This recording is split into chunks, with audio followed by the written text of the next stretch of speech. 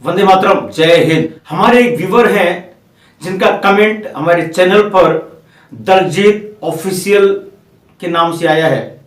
उन्होंने जो प्रश्न किया है वास्तव में दिल को दहला देने वाला है। एक मामला होता है थाने में, पुलिस के सामने ही लॉकडाउन के दौरान 25-30 लोगों ने एक व्यक्ति पर हमला किया, बुरी तरह मारपीट किया, उस महिला को गाड़ी में रेप करके जान से मारने की धमकी भी दिया, तेज धारदार हथियार से हमला भी किया।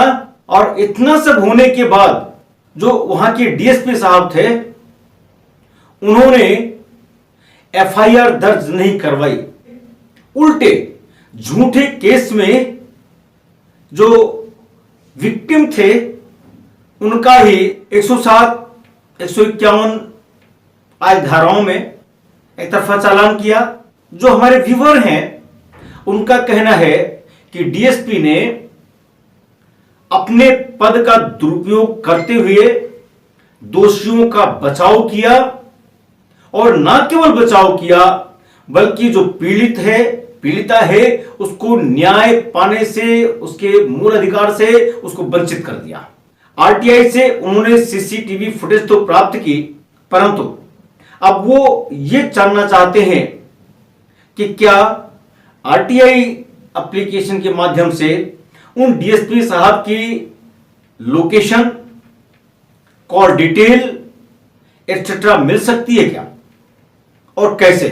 क्योंकि इन्होंने जन सूचना आवेदन जो दिया वह धारा 11 यानी थर्ड पार्टी इंफॉर्मेशन और सेक्शन 81H आरटीआई एक्ट का हवाला देते हुए इनका आरटीआई एप्लीकेशन निरस्त कर दिया। यह मामला कहां का है यह तो मुझे नहीं पता।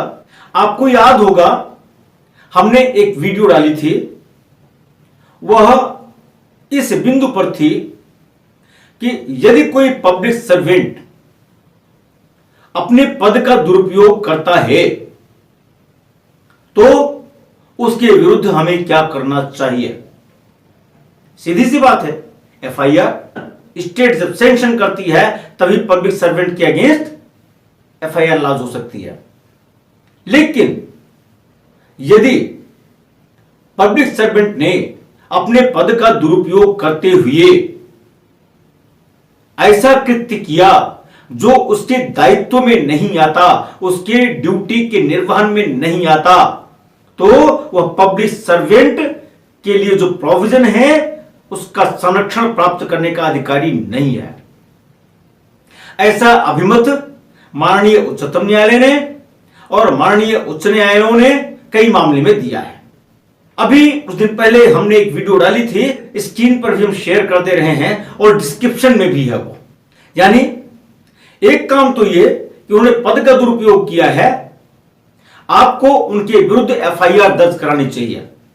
जब एफआईआर दर्ज होगी तो उसकी विवेचना भी होगी। अब जब विवेचना होगी तो चूंकि डीएसपी हैं वह उस जांच को प्रभावित भी कर सकते हैं। तो जब वो जांच को प्रभावित करने की स्थिति आए तो कोर्ट में आपको मॉनिटरिंग का सहारा लेना चाहिए। उस इन्वेस्टिगेशन को कोर्ट खुद मॉनिटर करेगी। अगर ऐसा कुछ आवेदन आप करेंगे तो कोर्ट निश्चित रूप से इस तरह का आदेश पारित कर सकती है, ताकि विवेचना में किसी तरह का दबाव ना आए, किसी तरह की गलत विवेचना ना हो, गलत बयानी ना हो और फेयर इन्वेस्टिगेशन हो, जो कि एक्यूज का भी राइट है और जो प्रोसिक्यूशन है उसका भी राइट है।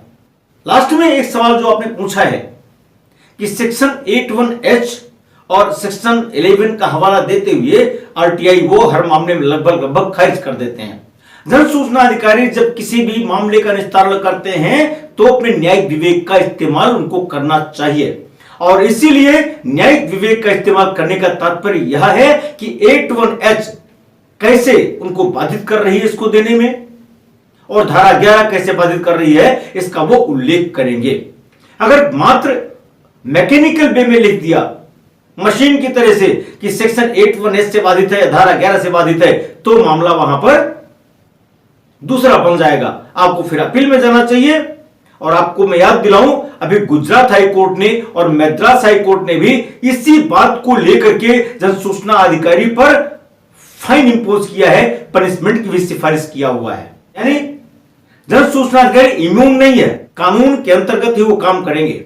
अगर आप ये सिद्ध करने में कामयाब हो जाते हैं कि यह मामला जिसकी सूचना आपने मांगी है यदि प्रकटीकृत कर दी जाती है तो विवेचना अथवा जांच में किसी भी तरह से बाधा उत्पन्न नहीं करेगी, ना ही किसी को कोई हानि पहुंचाएगी। ये जनहित का मुद्दा इसको बनाइए, क्योंकि एक बहन बेटी के साथ अगर कुछ होता है तो इसका मतलब जो संदेश जाता है समाज में कि हर बहन बेटी सुरक्षित नहीं है। आरटीआई के तहत आपको फर्स्ट अपील, सेकंड अपील करनी चाहिए, और अगर सेकंड अपील में भी आपको ऐसी कुछ बात लगती है तो आप रीट में भी जा सकते हैं, इस मामले को लेकर सूचनाएं प्राप्त कर सकते हैं। यदि आप अपील नहीं करना चाहते आरटीआई के अधीन, तो जो अभी हमने पहले चर्चा किया कि आप जब एफआईआर दर्ज कराएंगे तो एफआईआर जब दर्ज होगी विवेचना होगी, और जब कोर्ट उसको मॉनिटर करेगी तो जो आप कह रहे हैं कॉल डिटेल, लोकेशन एटसेट्रा, ये सारी बात अपने आप वहां पर आ जाएगी, और फिर जो पब्लिक सर्वेंट हैं जिन्होंने मिसयूज किया अपनी पावर को, वे बच नहीं पाएंगे। मुझे लगता है श्रीमान दलजीत जी का जो प्रश्न था उसका सलूशन हो गया होगा। लेकिन चलते चलते एक निवेदन, अगर किन्हीं कारणों से आप इस चैनल को अभी तक सब्सक्राइब नहीं कर पाए नोटिफिकेशन के साथ, तो कृपया सब्सक्राइब कीजिए विद नोटिफिकेशन, अपने कमेंट्स भी हमको लिखिए और साथ ही शेयर भी कीजिए, ताकि इस तरह से यदि कहीं कोई स्थिति आ रही है तो हमारे अन्य बंधु भगिनी भी संघर्ष करके ऐसे पब्लिक सर्वेंट को सबक सिखा सकें, कानून के दायरे में ला करके उनको यह बता सकें कि कानून से ऊपर उनका डीएसपी का पद नहीं है। बहुत बहुत धन्यवाद। वंदे मातरम। जय हिंद।